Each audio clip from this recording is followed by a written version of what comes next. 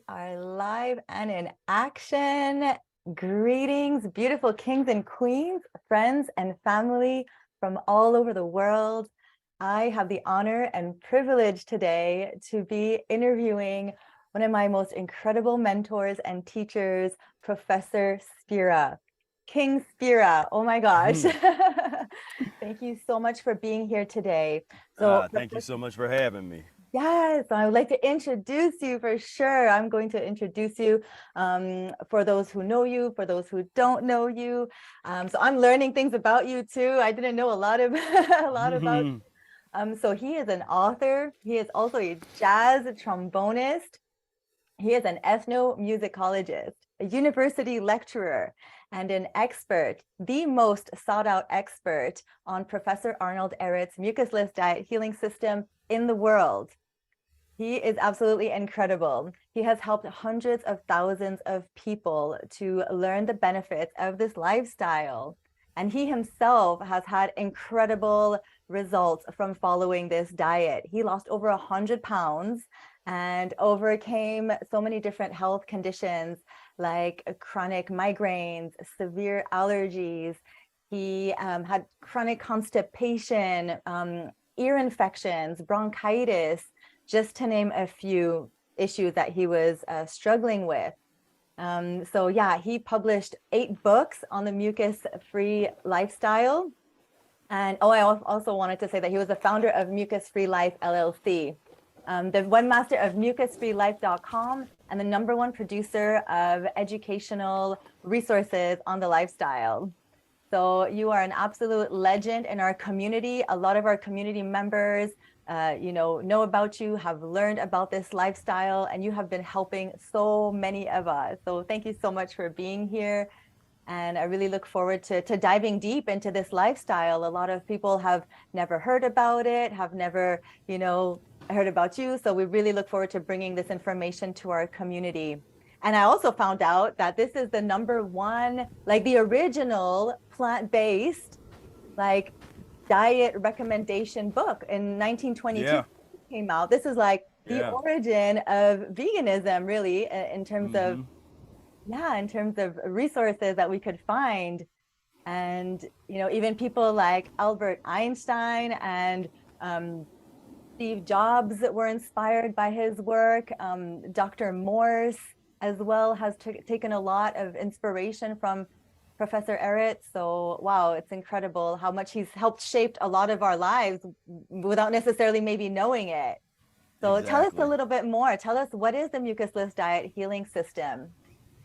So the Mucusless Diet Healing System is a transitional system to take you from wherever you are right now in terms of your diet, whatever you're eating, and progressively make changes toward mucus-forming foods. So the focus is really on foods that create mucus. What are those foods? Meat and dairy, and those are actually pus-forming foods. They're pus-forming, mucus-forming foods, meat and dairy. Then grains and starches and fats are, even of plant origin, are mucus-forming. Now, not all mucus-forming foods are made equally. So there are some that we recommend to use for transitional purposes in a certain way, and others that we would recommend that you try to get off of immediately if possible. So over time, this isn't like 100%, you're gonna be 100% mucus-free in a few days or even a few weeks. This is about a long-term lifestyle transformation. And as you permanently transform your physiology, you start to crave the foods that are the healthiest, and it becomes impossible for you to eat the foods that you're not supposed to eat. I love what you're saying, and it reminds me of this saying that I heard too, that the foods we eat today are the foods we're going to crave tomorrow. So I always tell my clients and my friends and family trying to transition, I say, just eat more healthy foods, just eat more fruit today, just start incorporating more fruit. And then the body is going to get used to tuning into that. And I love that it's a realistic system for sustainable weight loss, over time. It's not like, oh, lose weight quick. Like there's so many gimmicks out there. There's so many diet fads and, do keto and do this and do that and paleo. And it's just like it never made sense to me, but this really made sense to me in the sense of like, let's look at the long term. It takes time. It took us time to get to where we are. It took us time to get to the place where we're so sick and overweight and feeling tired and depressed. Like this is a lifelong work. So it's going to take us a few years to cleanse out the body. And I really love what you say too about the mucus forming foods and the pus forming foods, like they're not all made equal. So also in transition, a lot of us are raw vegan, a lot of us are even going for, fruitarianism. But in the transition, it's important to have those foods like, the steamed veggies, for example, or, even the sweet potatoes to like, help ease the transition so that we're not like holding the core too fast too, and then boom, rebounding and going back to the animal products and going back to the junk foods. So this makes a lot of sense. And how did you discover it when you were in the situation you were in? Like, tell us a little bit, what you were struggling with, what life was like, because you're a completely different person right now. And how did you discover this amazing path? So when I was growing up, I had a really sick mother, and she was in and out of the hospital all the time. And in fact, one year she went to the emergency room over 200 times. So that's like almost every day of the year. It's like being admitted to the hospital, to come back to the apartment, be admitted for a few days, come back. And so growing up, I spent a whole lot of time in nursing homes and hospitals visiting my mom. Wow. And while she was in that condition, I was being raised by my aunt and my grandma. And at the age of 10, my grandma passed away. And I had really developed that mother-son bond with my grandma at the time. And so that totally shattered me. It just really, really messed me up. I kind of went from, I was one of those like little love sponge kids that always wanted to be hugging and, that kind of thing. And after my grandma died, I got like, I didn't want to be touched anymore. I just kind of got more introspective and just sort of didn't like, not really wanting to talk as much. And a week after my grandma passed away, my mom had a heart attack and then went in and had triple bypass surgery. And 2 years after that, she passed away. And she had never came back home after that. She ended up having both of her legs amputated. Her feet turned black from gangrene. Both of her legs were amputated. And she spent those last 2 years in a nursing facility that was like a 45-minute drive away. And so my aunt who then took guardianship of me and raised me, would take me over several times a week. And even if I didn't want to, she was just like, no, I'm taking you over. We're going to visit your mom. So we would drive over and go into the nursing facility.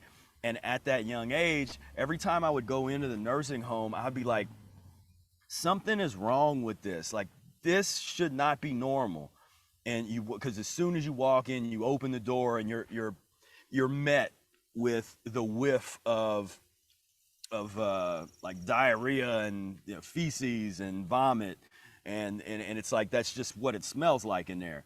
And I'm like, man, this is not right. And I'd go in, I would even start to sometimes befriend some of the other people in the facility, some of the older people, and they liked me. And then I'd show up one day and they had died.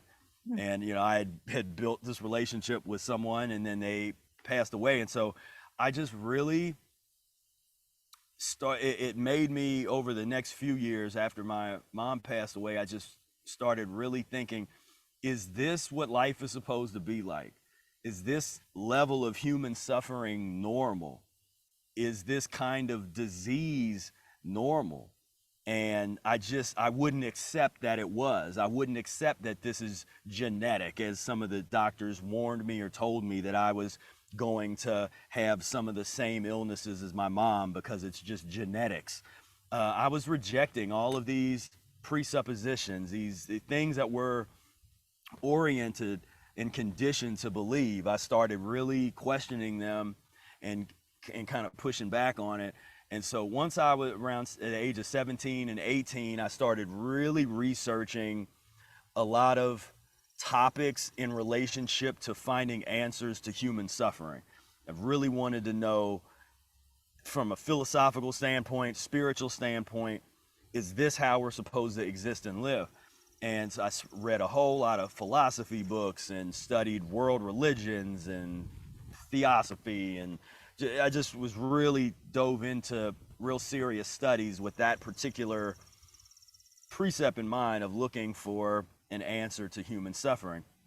And my sophomore year at the College Conservatory of Music, I went to go study music to become a professional jazz trombonist. I was at a jam session at a place called Chez Nora, and in between the sets, they had food sitting over at the side, and I had met a drummer by the name of Willie Smart, aka Brother Air, and he was there at the jam session. And so it was in between sets. I went over, I put a big plate of just the nastiest food you could think of, just chicken wings and potato salad and all this stuff on a plate. And me and my friend Ryan were sitting there just eating, and we're talking to Brother Air. We're talking to Willie, and his face just starts going, like he can't hold it back anymore. He has to tell us, there's something on his mind that he has to tell us. And he starts telling me and my friend about the Mucusless Diet Healing System, which at that time he had been practicing for over 20 years. And the more and more he would talk, he would say things like, you aspire to be a great musician and artist, but doesn't it make sense to put some time and energy into your body as the instrument? Because your body is actually the instrument, not the trombone or the piano or your voice. It's your body. And so wouldn't it make sense to clean that up, to have it be more unobstructed so that whatever is supposed to flow from it will do so? And that was just like one little thing it was like a 3-hour conversation, and it made a lot of sense what he was saying. So I went and got the copy of the book, Mucusless Diet Healing System, read the book, and 6 months I started doing it, and 6 months later I'd lost 100 pounds, overcome all of the ailments I was having, daily migraine headaches and allergy issues all the time, totally blowing my nose all the time. I pretty much had to travel around with a box of tissues because I'd just be blowing my nose all the time. They had diagnosed me with sleep apnea when I was 18, so I was using that stupid thing at night, the CPAP unit, oxygen mask, and doctors even told me if I stopped using the oxygen mask, I could die in my sleep. And so within 6 months, I got rid of all that stuff. Never to come back again, not to go back to doctors again. Just that whole reality, I just basically was like, nope, we're throwing that away. And I haven't looked back. It's just been trying to get deeper and deeper into the practice, into the transition, the methodology of the Mucusless Diet Healing System. And I truly believe that this is the answer to human suffering, because the foundation of all human suffering is diet related. And even in many different spiritual traditions, we'll have some kind of analogy or some kind of storyline where eating was involved in the downfall of humanity.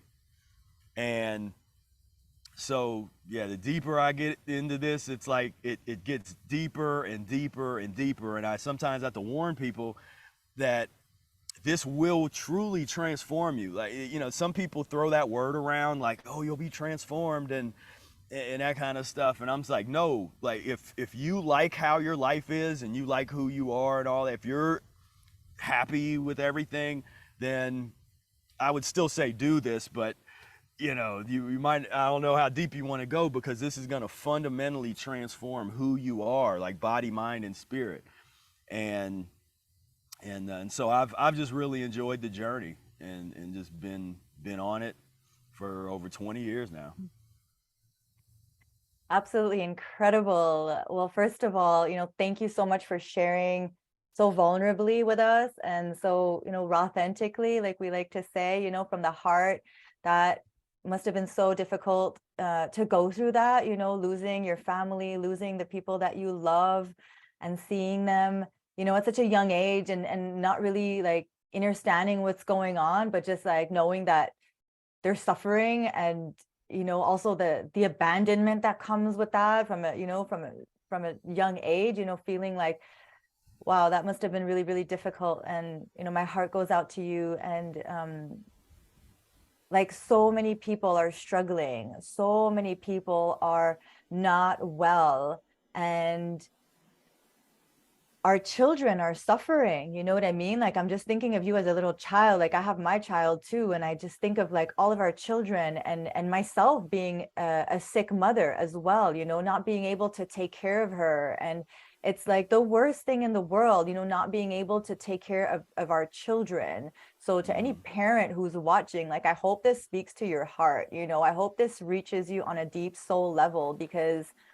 your children need you. Like, my child needed me, and I woke the fuck up like in time before dying, because I knew that she needed me, and I didn't want to do that to her. I didn't want to like abandon her because of my habits. If I could change something, then I had to change it. And I love what you talk about too. Like, that was your origin story. That was what moved you from that place of pain, extreme despair, to that place of change, right? It's like seeing those around you, and then it brought you to doing the research and to digging deep, to doing the work, to like uncovering why it is that this is happening. And no, it is not normal. No, it is not normal to age and look old and fat, and have all these wrinkles on our skins, and just like feeling depleted and have arthritis. Like, it is not normal. It is all diet related. And I 100% agree with you that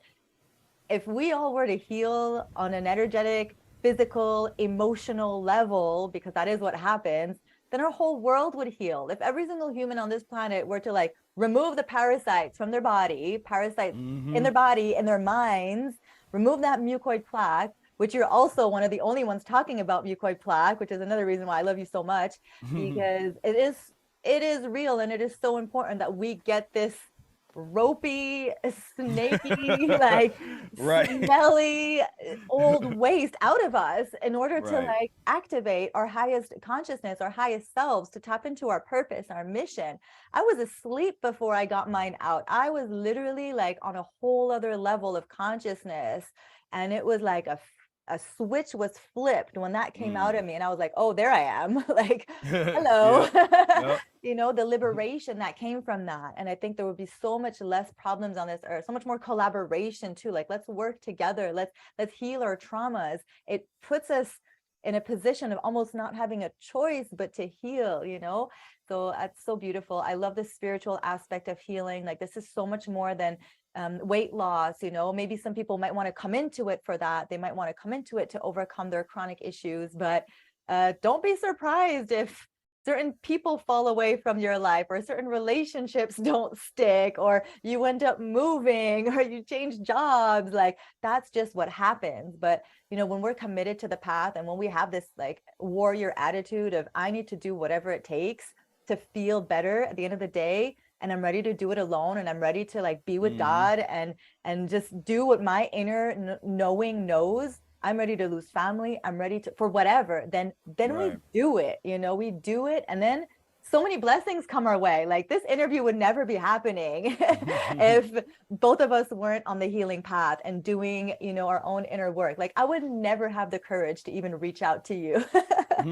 So, there's so many different things that happen, and new doors that open up too.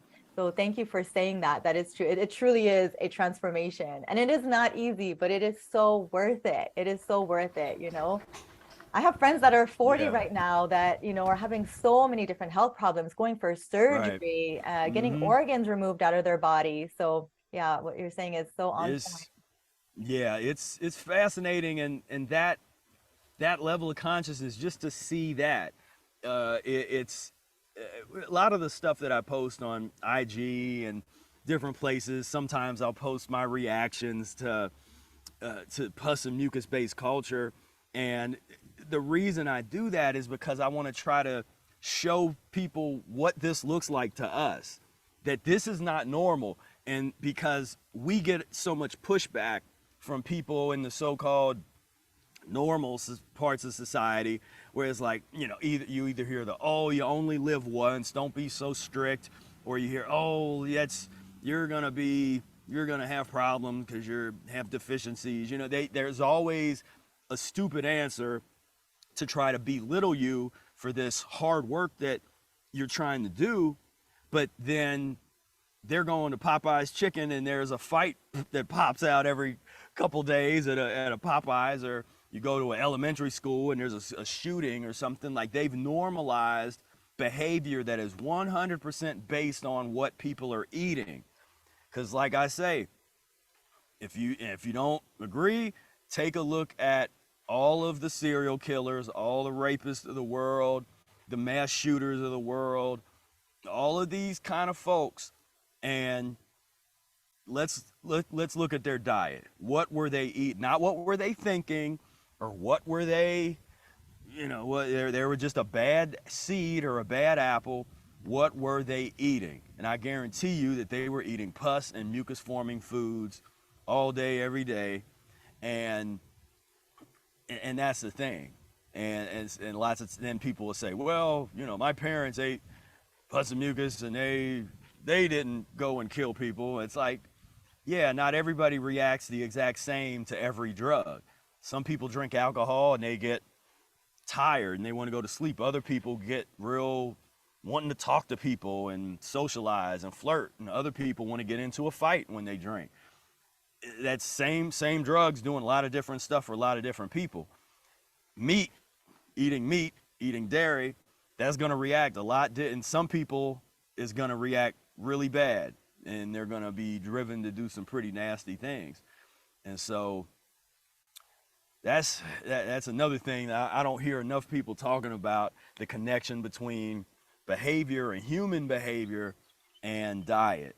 And it's so plain to see when you look in I know there was a school, this was years ago, I read this article, but there was I think a public school in Chicago that had made their lunches all plant-based, and the teachers saw results immediately. They saw that the students were calmer and just from changing the lunch. They'd still eat whatever they ate at home, but just getting rid of meat during lunch, there was like a transformation of the kids' behavior. And so, yeah, there's a lot to unpack. There's to understand, because that was the kind of stuff I wanted to understand. I wanted to understand why there's so much pain and suffering, unnecessary harm being done to people. It didn't make sense. The karma concept wasn't enough. There was really there was no philosophical tradition or concept, or religious tradition for that matter, that I came across that gave me the answers that I was really looking for that, on the topic of human suffering and just the overall degeneration that we see. And so, we have a lot of work to do, and those of us warriors, you mentioned that, like I say, learning how to control what you put in your body is the most revolutionary thing that you can do.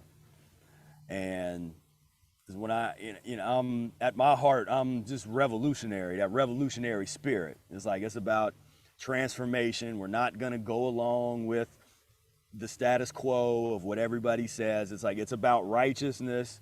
It's about liberation and freedom. And when I found that this was physiological liberation, was really the liberation struggle of our generation, of our time, then I'm like, all right, this is it. Let's do it,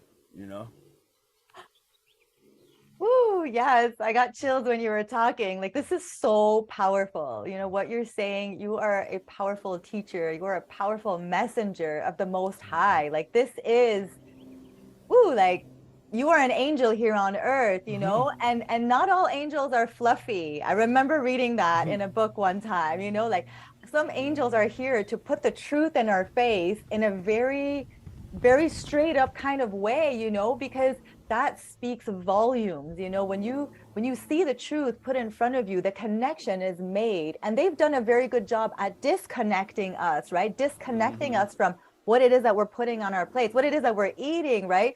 People are like, oh, don't show me that Earthlings documentary, don't show me that animal being murdered. What's Right. wrong with you? Like, why are you showing me this? You're disgusting. And I'm like, but you're eating it, you know, like, wake up, you know, this is what you're eating. And I 100% agree. And this, what came to me when you were speaking is, you know, as long as there's violence on our plates, there will be violence in our streets.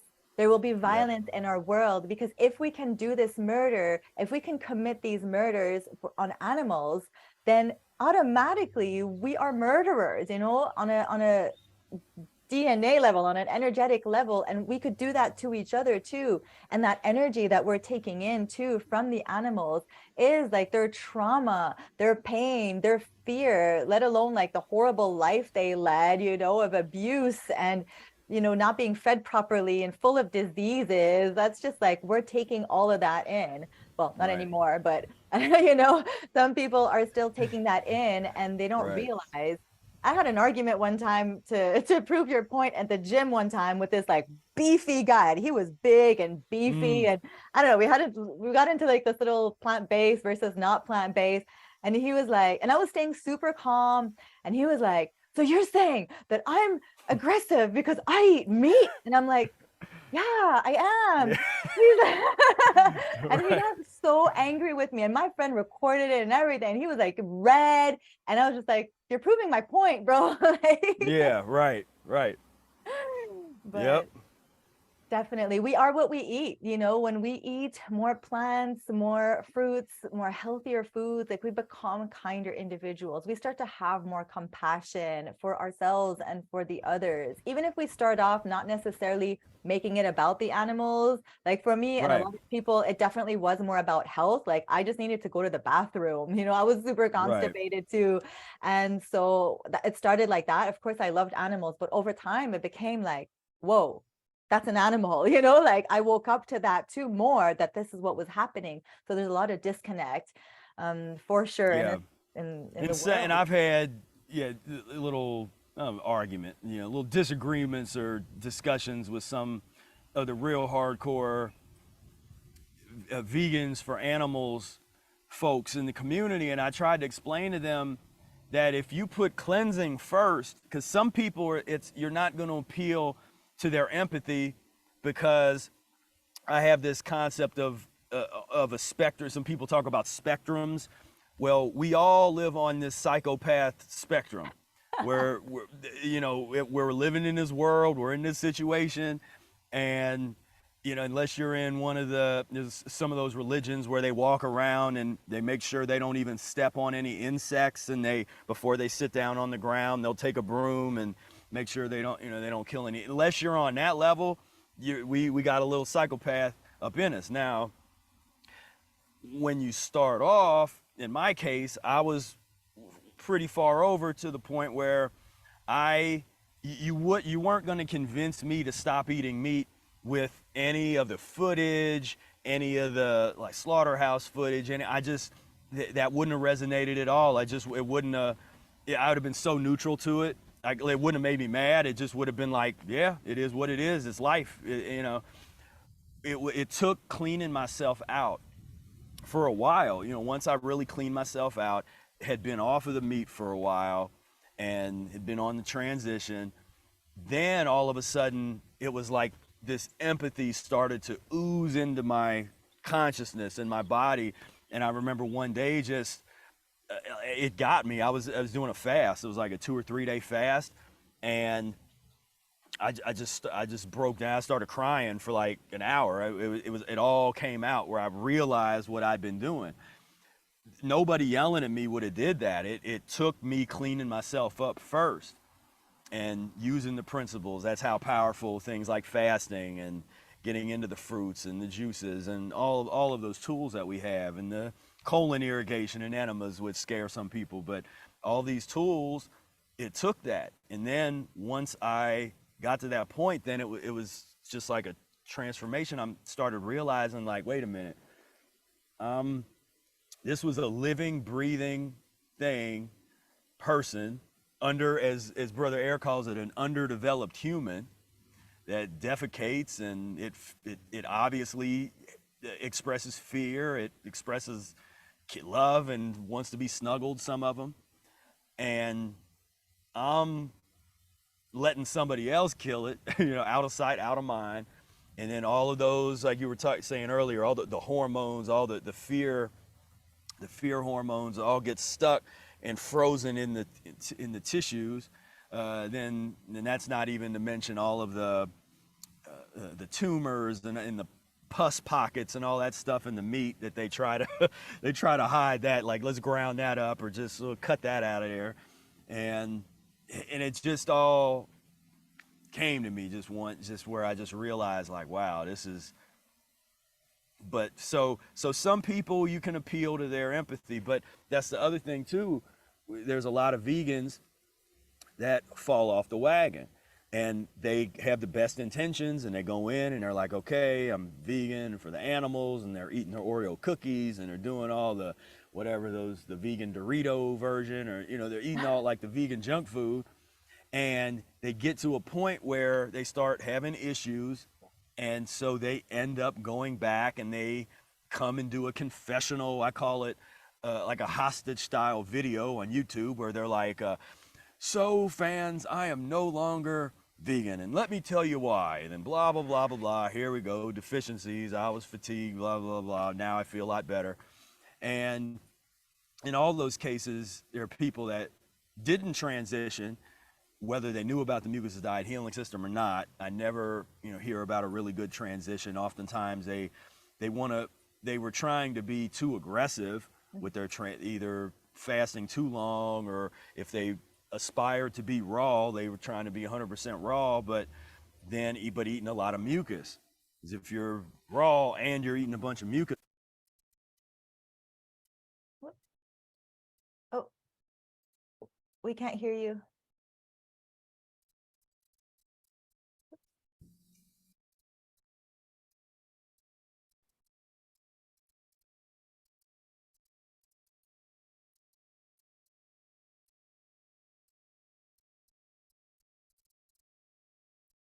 That's how good it is.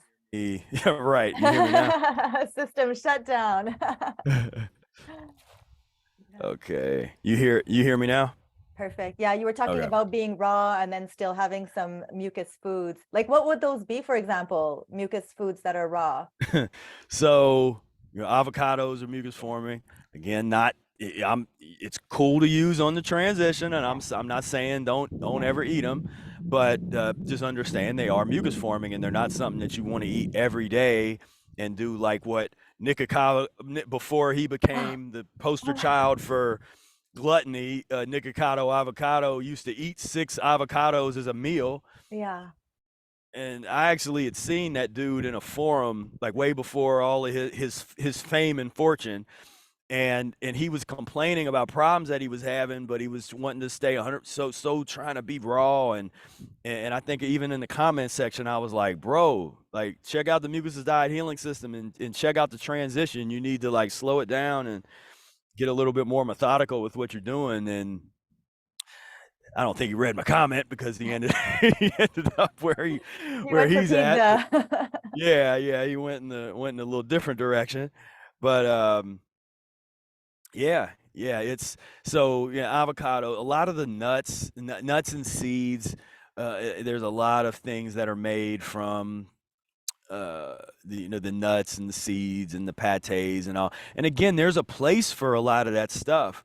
It's not that you can't ever eat those things, but when that's all you're eating, a lot of that stuff is leaving behind slime residue. It's not really going through the way it should. And so I'm a stickler, even more so than what you're eating. I'm a stickler on how you eat it. So the food combining and the combination salads, and how you put the combination salad together so that it brooms through the inside of your body.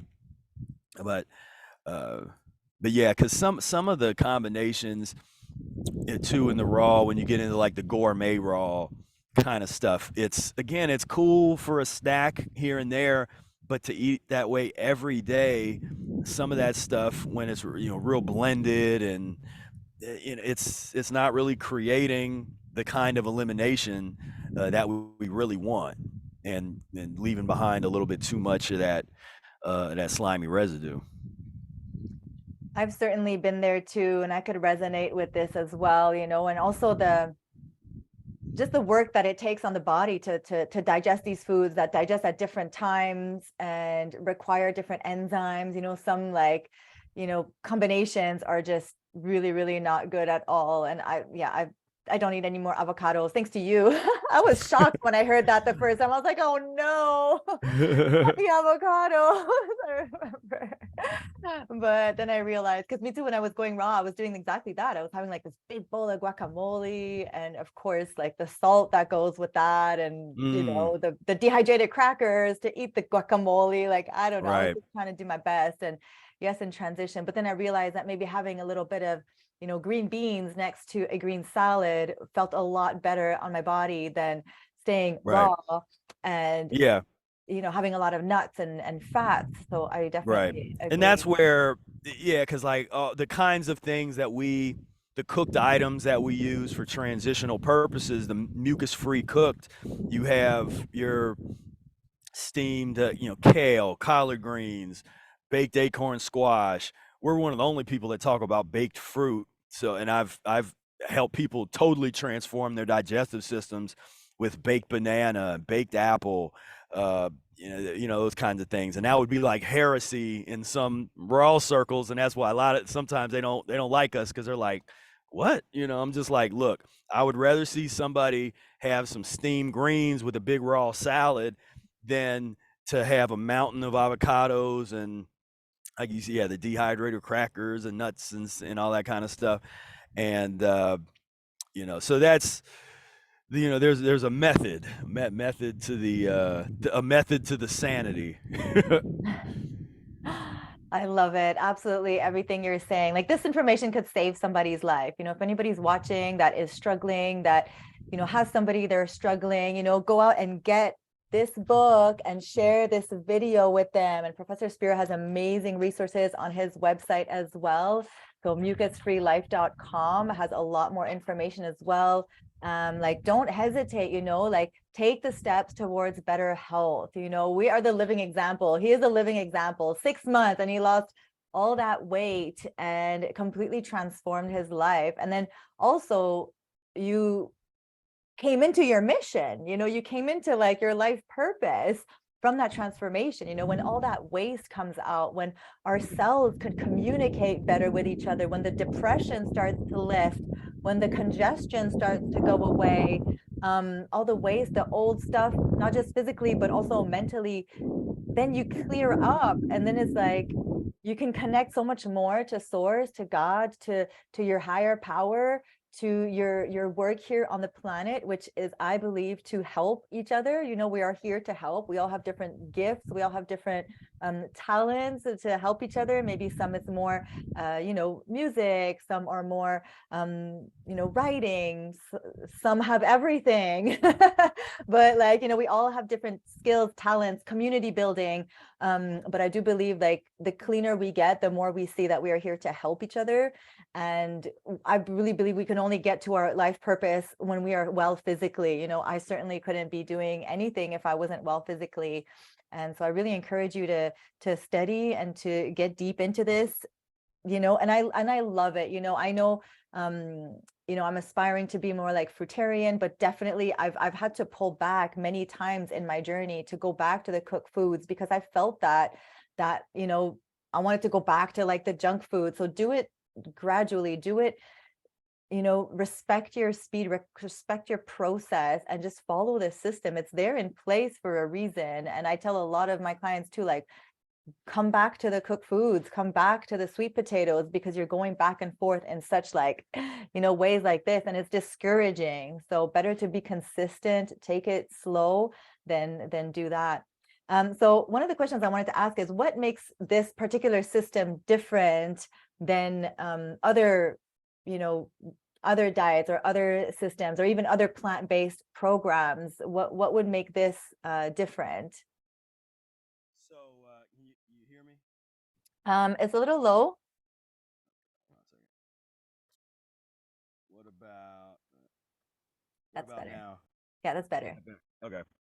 This is a better quality mic than the headset. But so what makes it different? Well, first, most things aren't systems. Most things are, I call them foodless diets, where there's a list of all the foods, like these are, you're allowed to eat this, don't eat this, and it's just real rigid. Or if it's the 100% of anything, 100% raw or 100% fruit or any of these things, and they tend to not really live up to the name that they are called. Because to me, my definition of raw, like when I'm mucus free and raw, which is what I challenge for people that are really hardcore about being raw, then I'm like, well, can you be 100% mucus free and raw? Because that's actually very hard to do, and most can't do that for any length of time, because then they start really craving the mucus, and that's where you start to see, like, okay, well, what if you were to eat some of the cooked mucus free foods to push yourself along, and because eventually you are going to get to 100% raw, but it'll be 100% raw and mucus free, and it gets easier and easier. But other things, it's different. So nutritional theories, we are, and this is something that's controversial amongst some people, where we challenge most of all of the standard nutritional theories that are out there, from the protein theory to the macro, micro, just all that whole thing, the calorie theory. And I've done a lot of studies where I talk about this a little bit in my book Spira Speaks, but I'll do these historical autopsies of these theories and re-examine them, because most people, they don't know that the protein theory was created circa 1840 by a chemist named Mulder, based on experiments torturing dogs that a guy named Francois Magendie did. This dude Magendie was nuts, and he even was sanctioned by, I think he was sanctioned by Parliament, because of his experimentations that he was doing, where he was literally torturing animals. And so all this protein theories that everybody believes in is based on experimenting on dog murder, like literally, like they would starve dogs, and then they were trying to understand, okay, what components will keep this dog alive. And so they'd give one dog nothing but water and basically fast it until it died, and give another dog water with some kind of like supplement in it, in the water, and the dog that had the supplement would live longer than the dog that had only water. And so they started looking at the components of that, and they're like, this nitrogenous substance, this is what keeps this animal alive. And and it's when you look at the original theoretical frameworks, you see how weak and unnecessary most of these theories are. That's just not how the body operates. And when vegans and raw vegans and fruitarian, when they try to adopt these theories, they don't understand that they're trying to take a theory that was created by meat eaters for meat eaters, and by people who were very very arrogant. There was that European arrogance of the time with most of these researchers, where they looked at their diet as the highest ever in the world. They weren't studying, they weren't doing a China study, they weren't studying what were people eating in Africa, what are people doing over here. They're like, no, this is how we eat, this must be how, this is the greatest, because we're the greatest on the planet. And so they literally created a whole nutritional framework and conception in the science that's based on how they ate, thinking that they ate the best. And so whether you turn Atwater, you can read his little treatise on calories. He's the guy that created the calorie meter.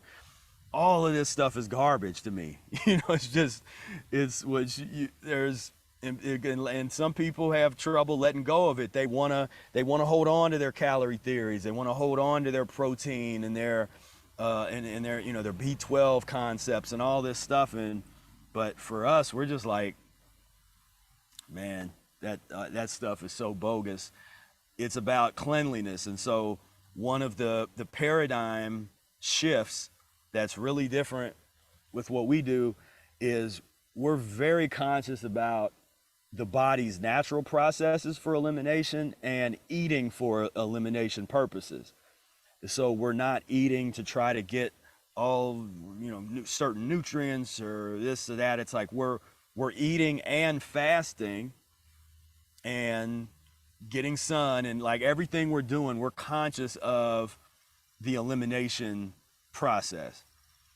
And once you start doing that, because when you fast, you start to really experience, like, wait a minute, okay, I haven't eaten anything, I'm not dead like they told me, I feel better, I'm eliminating some really nasty stuff.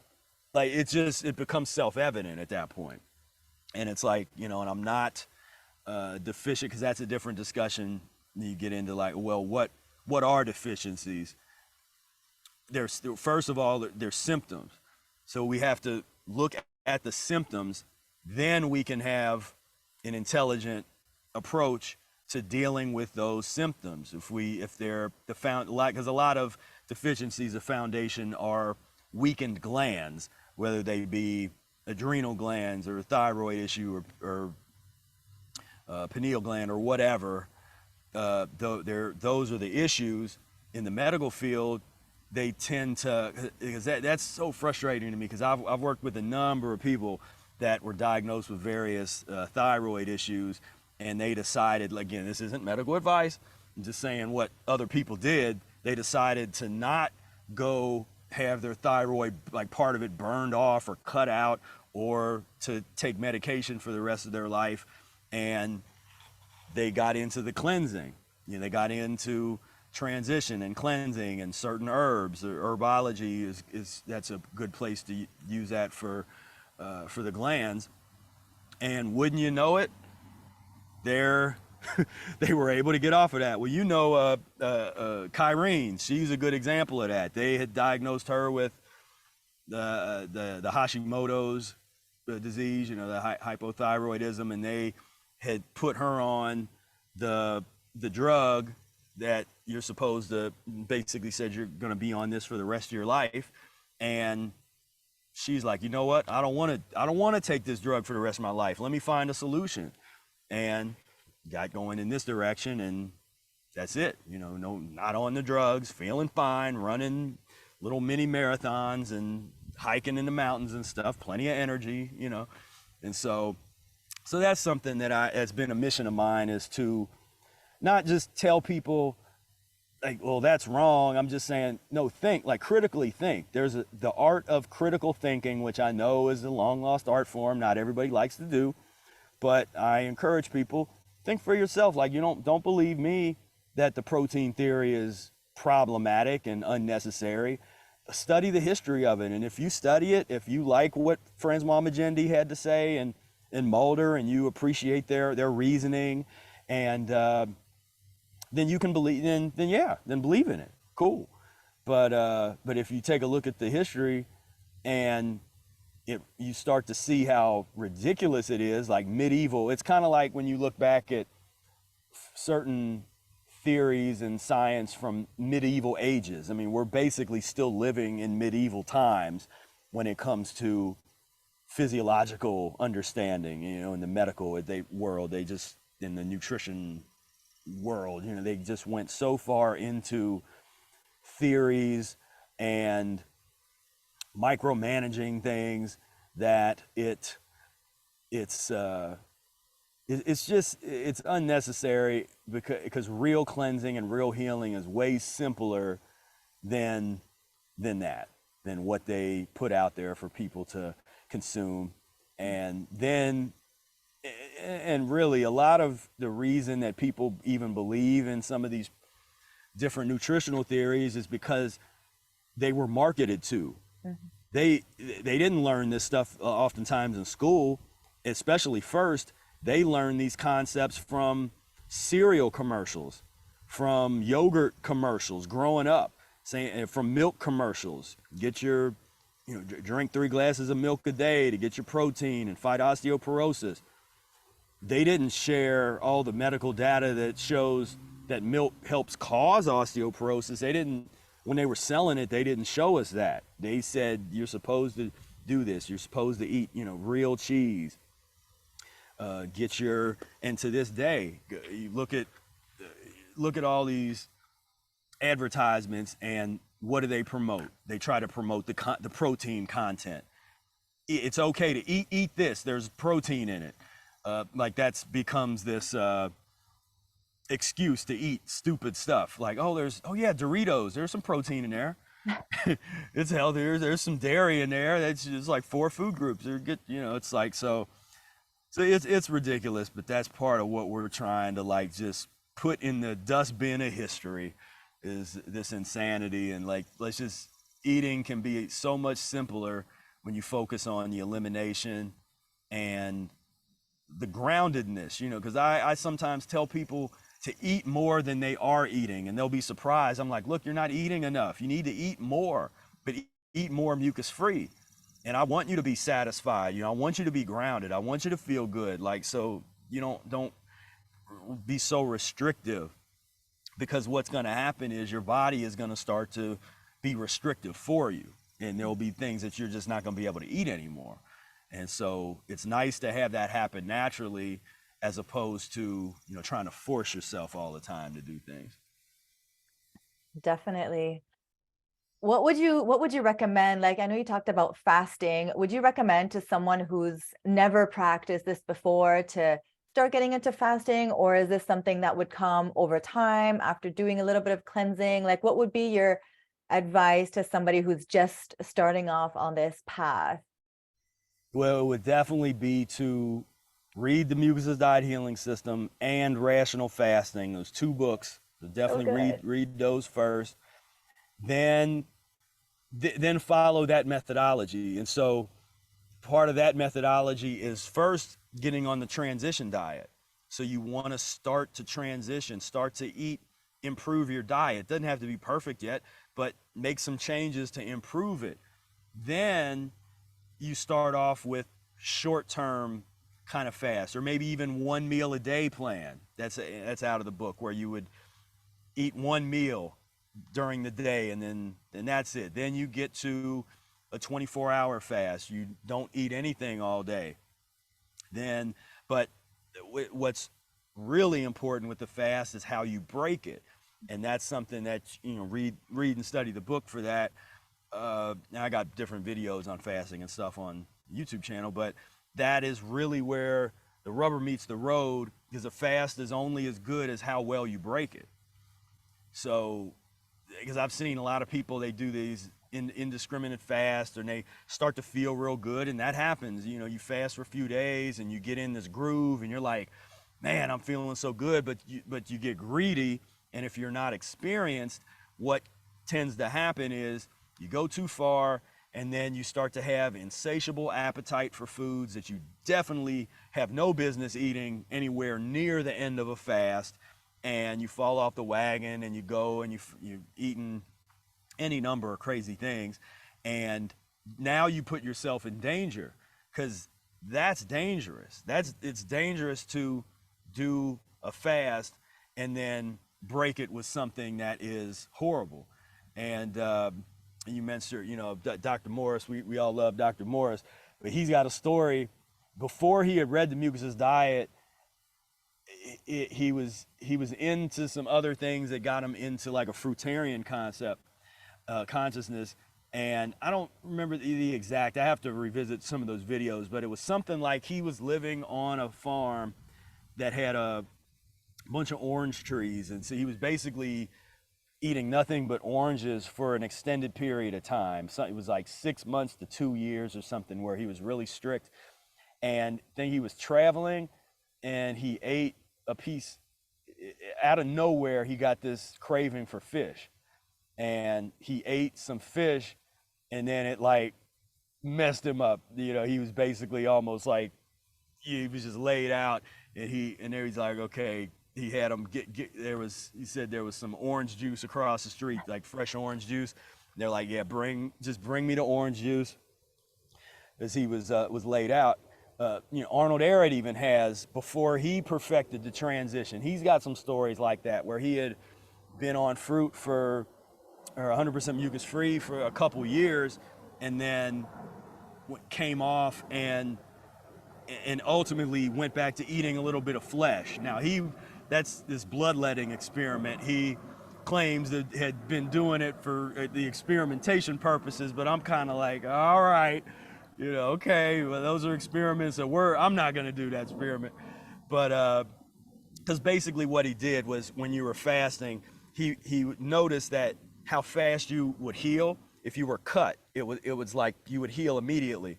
And so he would during the fast, he cut himself, and the blood just immediately, it was like that iron, the iron oxide rust. The iron in the blood would hit the oxygen and just, you know, just heal immediately. When he was eating mucus free, he would cut, it would bleed a little bit more, and then, but still heal fairly quick with no pain. But when he started eating mucus forming foods, it would bleed more, and it would take longer to heal. Then he went back and was eating some meat, and it really wouldn't heal. It would just kind of keep bleeding. And so he was able to observe, like, okay, yeah, when the blood is clean, and when the blood is being cultivated by the foods that really truly cultivate the blood, the fructose, then your healing level is just on a whole other space. It's just like, you know, and I experienced that myself when I did some longer fast.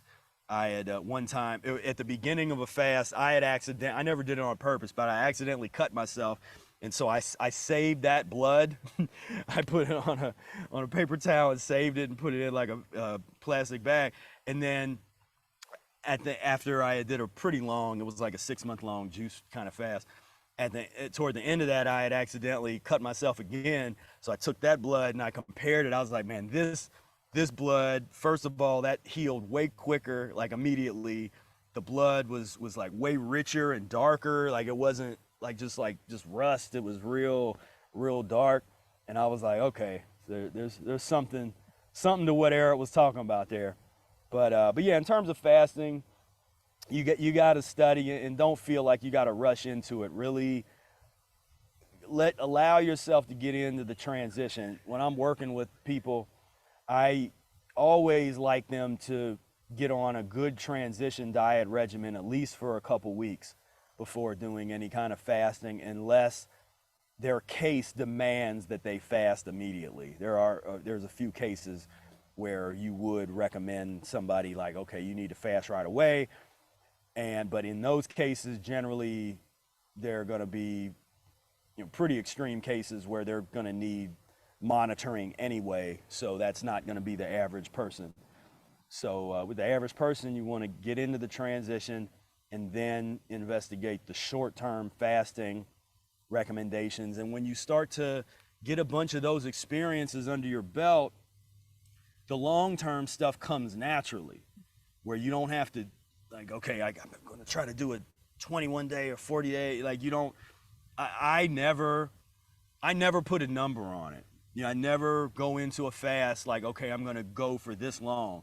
I'm constantly present and in the moment with my body and observing and now, you know, and I know how to ride that wave.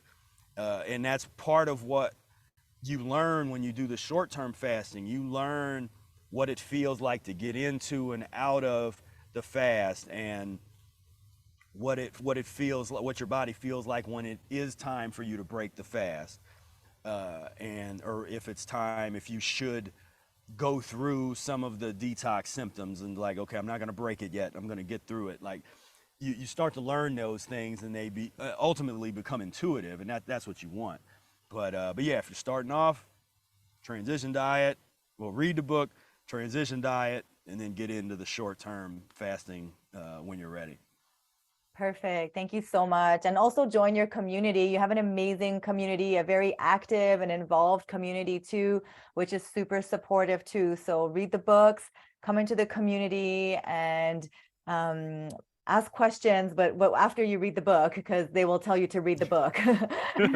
Yeah, we're sticklers. It's like, okay, you got to study. You know, this is important to read the book and study and get this information, because there's so much packed. It's just one of those books where so much information is packed in there, and it really answers a lot of the questions. You know, a lot of the general questions that people have is answered in the book.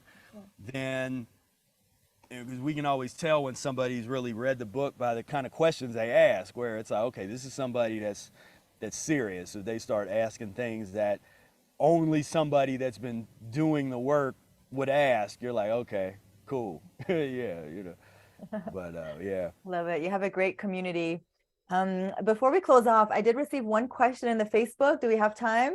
Oh yeah, sure. Okay, all right. My beautiful sister, Queen Nicole, who absolutely adores you and also adores your mentor, Brother Air. So she was super happy about our interview today. And she asks about infants and children. Like, let's say we want to bring a baby into the world and they're starting off like super healthy. They've never had any meat products or anything like that. They don't need a transition. Like, what would you recommend is their ideal diet for a child that we want to bring into the world? Or that is Yeah, here? so yeah, well, I mean, the ideal is the breast milk, but to get to that, we got to back up and we got to say how important it is, if the consciousness is there before the child is conceived, for the mother and the father to clean themselves up for a period of time.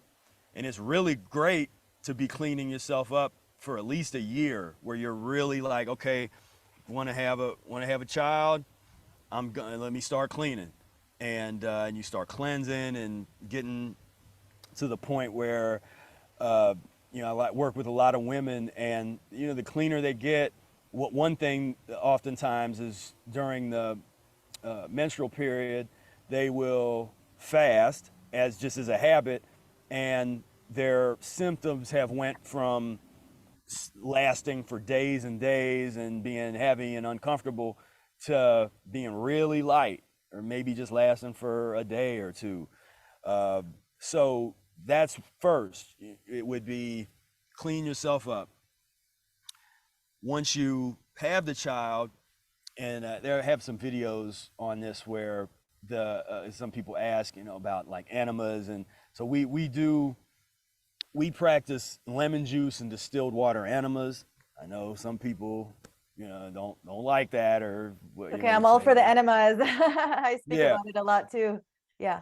yeah, because that's real. I mean, it's like, yeah, you want to get clean. Here we go. This is a great tool for that.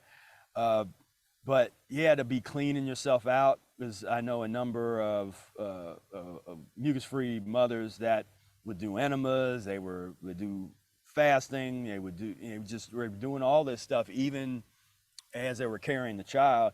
And when they had the birth, they would do, you know, home births, or doulas come out. You know, they stay away from the hospital, and then when you're clean, you're going to be able to produce. Hopefully, you'll be able to produce the mother's milk, and for as long as you can, you want to have the child on the mother's milk. Then you can start to make your own formula from natural items. So instead of, there's a post I have somewhere where I analyze all of the ingredients in formula that you would buy up at the store. It's Horrible. ridiculous. All this, like, you know, right up front, high fructose corn. Why would a baby need high fructose corn syrup in anything? Like that's not something that they need at all. Whey protein, you know, just all this garbage. You can make, I mean, you know, there's a bunch of different things that you could do in terms of little purees, fruit purees, and little smoothies, or little kind of little, even like a little nut milk if that's what the baby needs. Because when you start thinking about consuming food for the purposes of controlling the elimination, so you learn how to slow down and speed up the elimination as needed. So, because what even mother's milk does is there's just that little bit of fat content in there that's going to slow down the elimination. And so but what's really important, honestly, is for the parents to have a level of mastery of the transition themselves, because then the same principles that you're doing goes for the child. Yeah. And but then another way to think about it too is I often use the analogy of when I talk about transition being normal, being natural. You can't take a baby and demand that the baby use its mind to unfold into an adult human being in a matter of months. It's like, no, there's a certain period of time that the human unfolds into various levels of maturity. But what do we first we start off breatharian, in the sense that we're not eating anything at first. You first come out, people could say, well, the umbilical cord, you're getting, it's like, no, but once that's cut, you're breathing air first. Like they don't put food in you and then you start to breathe. It's like you come out and you're breathing. Then you're on liquids, because ideally you're on mother's milk, and so you're a liquidarian, and you're transitioning into solid food. And so eventually you get into the puree. You go from liquid, you get into the purees, and then you can get into the whole fruit and the vegetables. And so it's the same principles of transition apply, and it really is like transitioning out of a fast, if you use that kind of methodology, where is something I talk about in Spira Speaks, where I started when I would do long fast. I would transition out of the fast over a long period of time, as opposed to just breaking it with one meal. I would take like a month to break to break the fast, where I was just going into like puree land, and it really was like going from liquid into purees into the solid food, like you would do a baby with the transition. And so so that's a couple things. But basically the things that you're eating is what the baby can eat on at whatever stage, whether if it needs to be pulverized, if it needs to be because back before food processors, that would have been the mother, like birds do, like chewing the food up first and then feeding it. Now that's weird and nasty to us now, because we have blenders and that kind of thing, but really that's what it would have been like for children that would have needed that, or babies that would have needed that as a part of their transition. And they didn't have unless there was pulverizers or whatever. But you go back far enough, it would be that the pre-chewed kind of thing. But yeah. No, babe, and you'll see that children, when they're not given the garbage, when they're not given, we were with that talking about the formula, they literally transition children into the McDonald's, because if you can't take like a child or a clean mucus-free child, and then with no transition, then give them some McDonald's, and they could die or they get deathly ill. But if from birth you got them on this filthy formula, then they're having little nibbles out. Sometimes I'll see those videos of that everybody thinks cute, like, oh, look at the baby, it's chewing on the chicken leg, and no, it's not cute. But it's literally transitioning, because parents, if whatever they're eating, they can't help but like take a little piece and let's see if the baby will eat this. It's like, yeah, here's a little fry from, there's a little piece of burger, and so it transitions to a point where it can withstand the fast food kind of stuff for a period of time. But again, all the illnesses and diseases that come along with that, and that's our problem. But yeah, if you think transitionally, think about, still the fruits and the vegetables. Some people ask if you need supplements or that kind of thing. I mean, that's a personal decision. If you feel that your child needs something, or I know Brother Air had used spirulina, I think with his son, and some stuff like that. So there's some natural things you could explore it. But to me, again, the fruits and the vegetables, like everything's in there. Fruits and vegetables and mother's milk. You're good to go. Thank you so much for taking the time to answer that question for our friend and for everybody who, is thinking of conceiving. It's so important. I'm studying right now at the Institute of Regenerative Health, and she talks about the same thing. She studied with Dr. Morris and Arnold Ehret as well. And she says, a year for mom and dad to cleanse, because, when the parents are in a state of degeneration or chronic disease, like, for sure, we're going to bring into the world a child that has those same weaknesses, if not more, So if we want to bring into the world like healthy babies, then we definitely have to do the work on ourselves, and also to produce the good milk and all of that. So I think it's so important. Definitely. And that's the real, I talk about this a lot with the generational, because everybody's so kind of self-absorbed and they're real focused on themselves and what they want to do. Like, I want to be fruitarian, breatharian, this and that, and that's great, that's cool. But the higher level focus is, think about your bloodline and the generational transformation. So you have a child, and you clean yourself up, then you have a child that is cleaner than otherwise would have been, and you're raising them on the fruits and the vegetables. There's a whole lot of ailments that they're not going to have to worry about. You raise them up, then maybe you got some friends up the street, you got a little group of people that are raising children up, and those children end up getting together, and now you have children that have been brought up on the mucusless diet start to have children. Now you're talking about humans that are getting close to a point where they're not going to understand what disease is.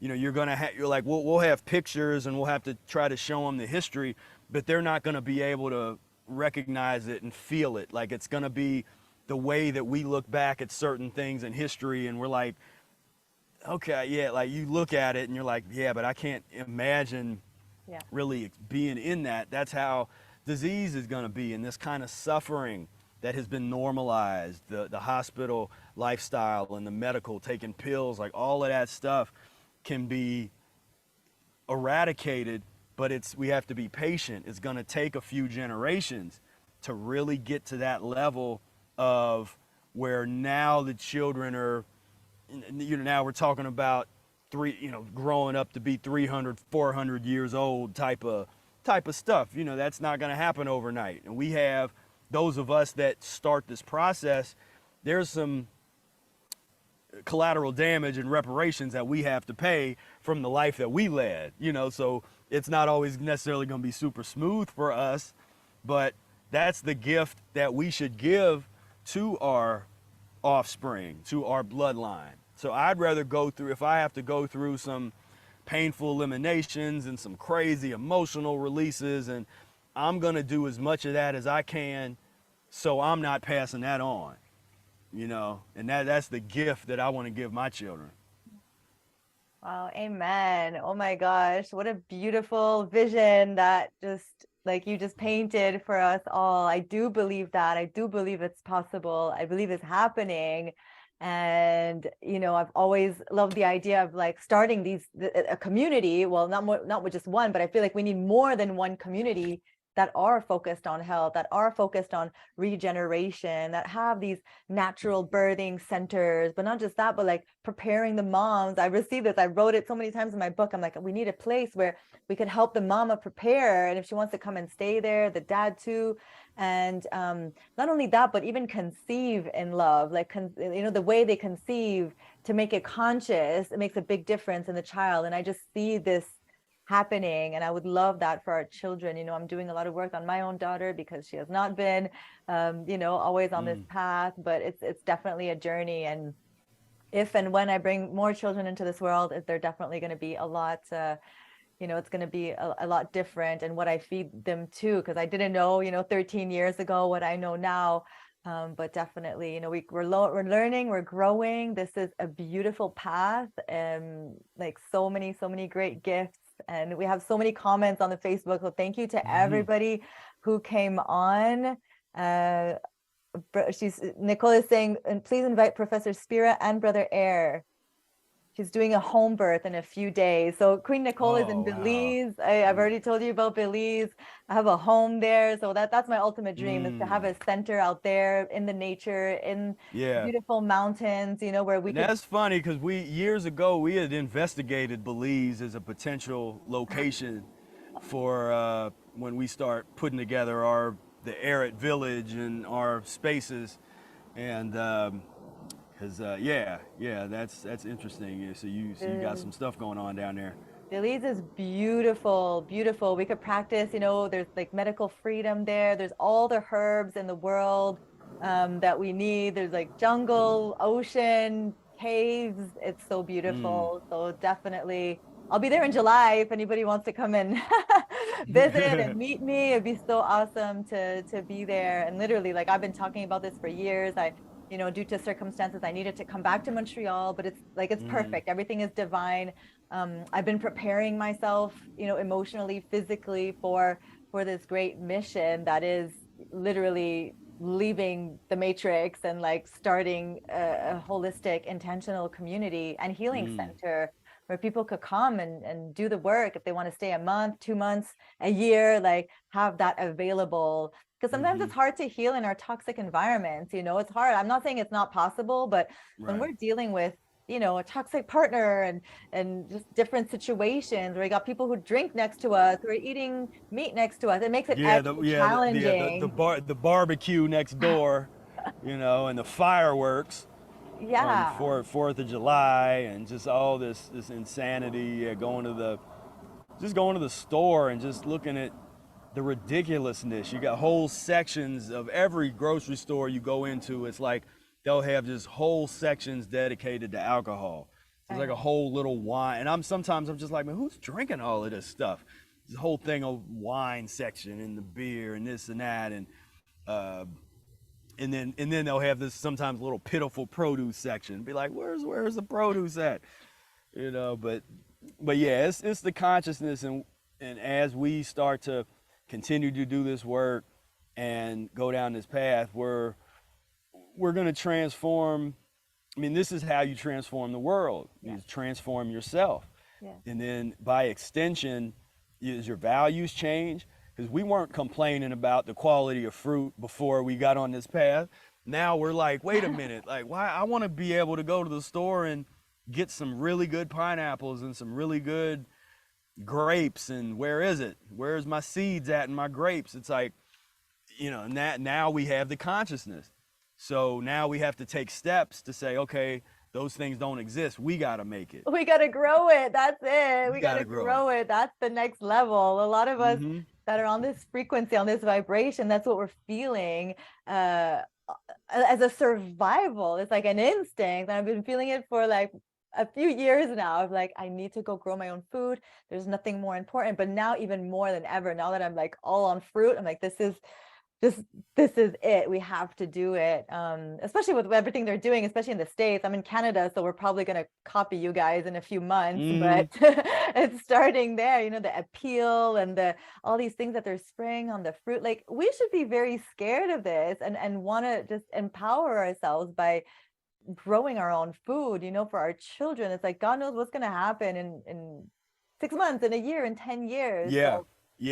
So, Yep. No, exactly. We gotta. It's that's the piece is, yeah, securing land, get to growing, grow what we need, and be off the grid, self sufficient. I just did a 2.5 month trip in my van where and I didn't do 100% van life where I'm in it all the time, but I have like a little bed in there, and I got everything that I need, and I love going out into the woods and being totally off the grid, Yeah. where I have like a little solar generator and a 200-watt solar panel and that kind of stuff. And because I still like, I love technology, but the question is, the enema bag is technology. To me, that's probably the best technology we have.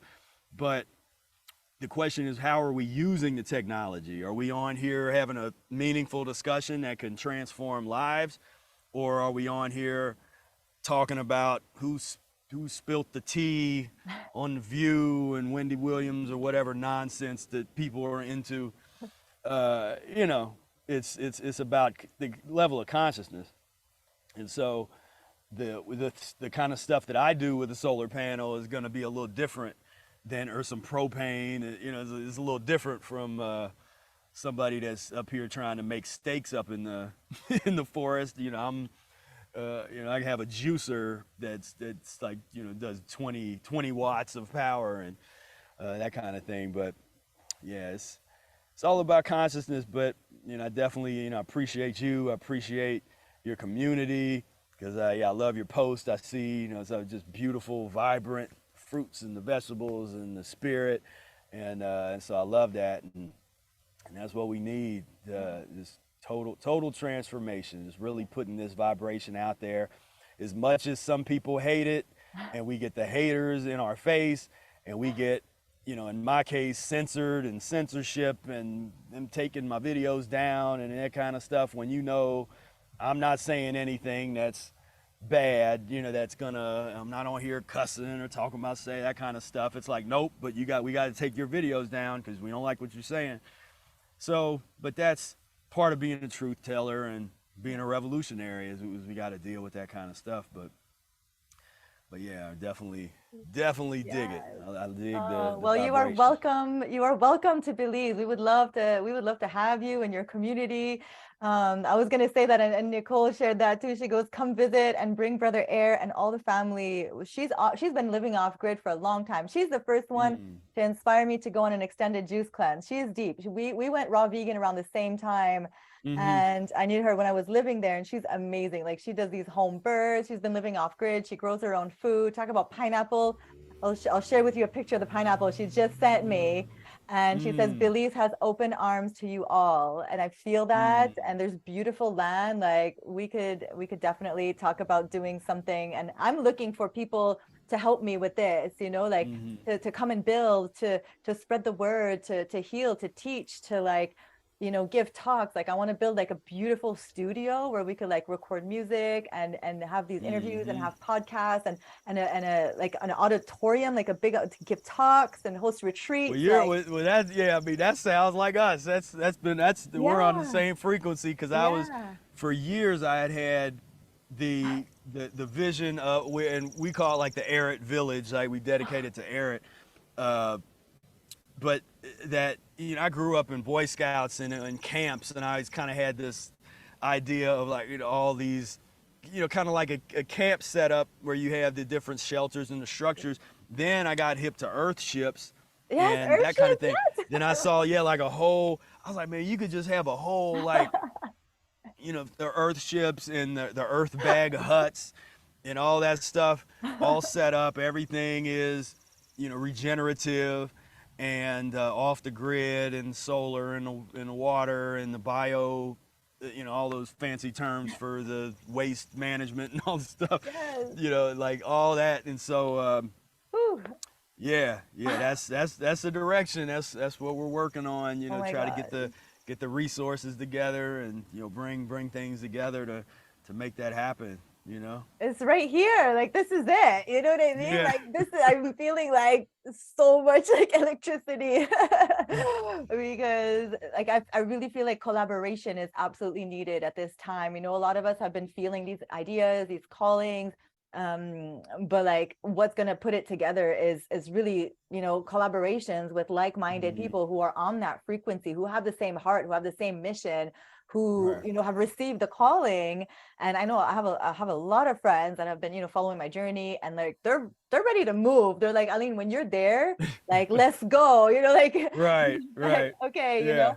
Yeah. But yeah, like the dome homes, I've been studying earthship homes too, and like all these things have been coming to me like just kind of randomly and synchronistically, you know, cob homes and even pyramids. My friend sent me a thing the other day. She's like, we could build a pyramid, you know, and I'm like, well, we're going to need to build a pyramid, you know. That's what needs to Yeah, yeah, happen. yeah, yeah. Like, I have no more limit to what's possible, to the amount of land that will be just coming through. And I know people want to support this too, so you know, I have no doubt that it's going to happen, not just in Belize, but all over the world. You know, this is going to Yeah, be yeah. inspiring to so Because the many people. idea to me was like, so once we build it, then we share, you know, broadcast to the world what we're doing, Yeah, and you create that template.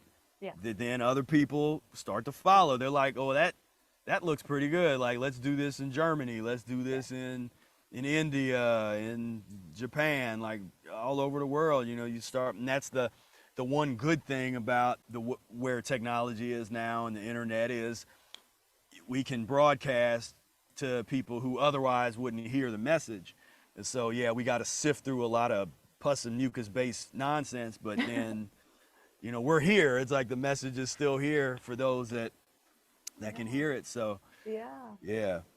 Wow. Well, this has been absolutely incredible. I am beyond grateful for your time, your energy, everything that you share with us. Thank you for doing the work, first and foremost, on yourself. I know it hasn't been an easy road to, like you say, sift through the pus and mucus world and stand strong in your power and just kind of, you know, let the haters hate and focus on those that are ready to change, those are ready to receive your message. I love that. And you have shown me how to do it too, and become an empowered leader, you know, on my in my own circles, and doing it too. And I'm gaining more confidence and more strength thanks to your leadership, and thanks to the way you teach as well, your sense of humor. You bring yourself to the table, like you're so authentic, and we could feel that. We could really feel you're a genuine, honest, you know, soulful leader that truly cares about humanity, you know, truly cares about the planet, that truly cares about like the future generations that are here. And I have been really committed to doing this work too. So thank you so much. I really appreciate it. Our community is so blessed to have you.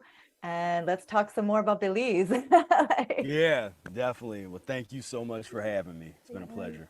Thank you. And thank you to everybody who joined us. Love you all so much. Our beautiful community. Love you all so much. So until next time, I will see you soon. And follow Professor Spira on his YouTube channel, of course, on his Instagram. If you like the link, I will put it in the description and also in the comments, so it makes it easier. I'll put all his links and the links to the books and to his community as well.